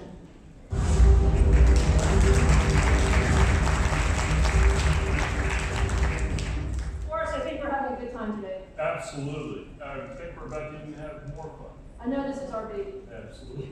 But we want to show our baby in action. That's right. So what are we going to show our folks here today? Well, I think first, let's put it together.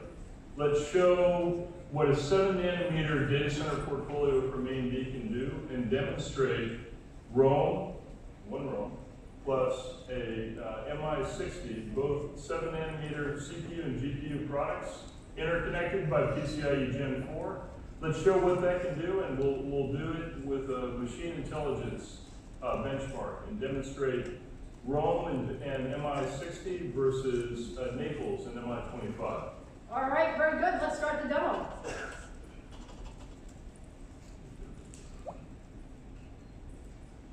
All right, so what we're showing on the audience's left is Naples and Radeon Instinct MI25 doing image classification with the ResNet benchmark.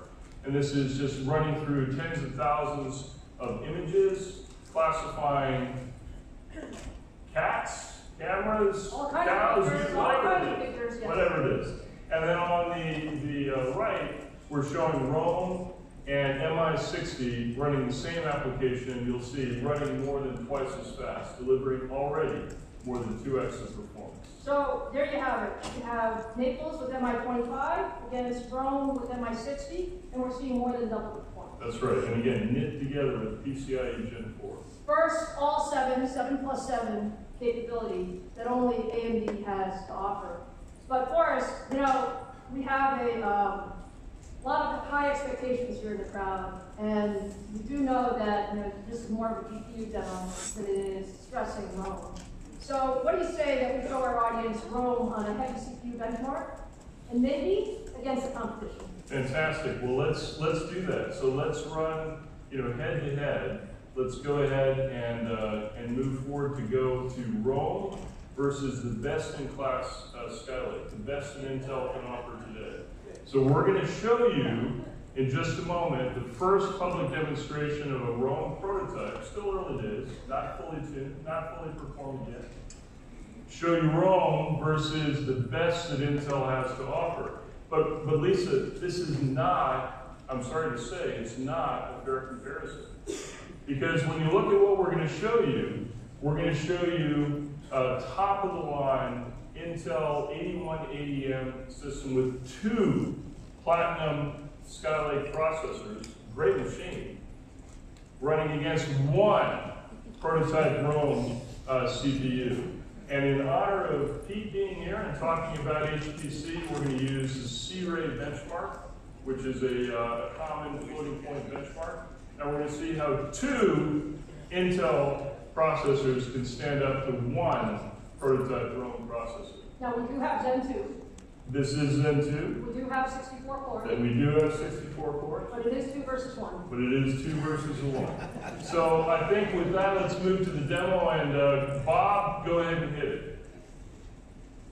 And so what we have here, again, on the left is Intel running the C-Ray benchmark, rendering in the CPU 3 iterations of the C-Ray image, and then the same running over here on Rome. And what you'll see again is 1 versus 2. And it's not a fair fight, I'm afraid to say, because 1 that has much better TCO, better power efficiency, better cost of ownership, completes ahead of the best dual socket that Intel has to offer.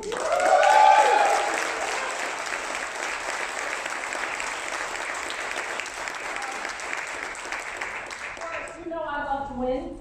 We love to win.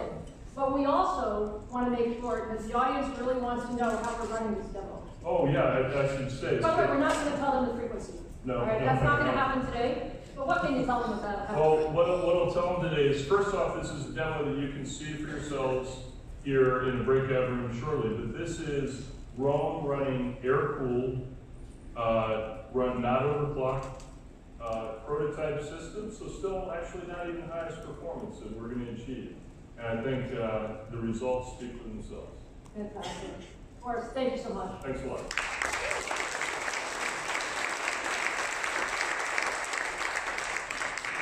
How do you guys like Rome?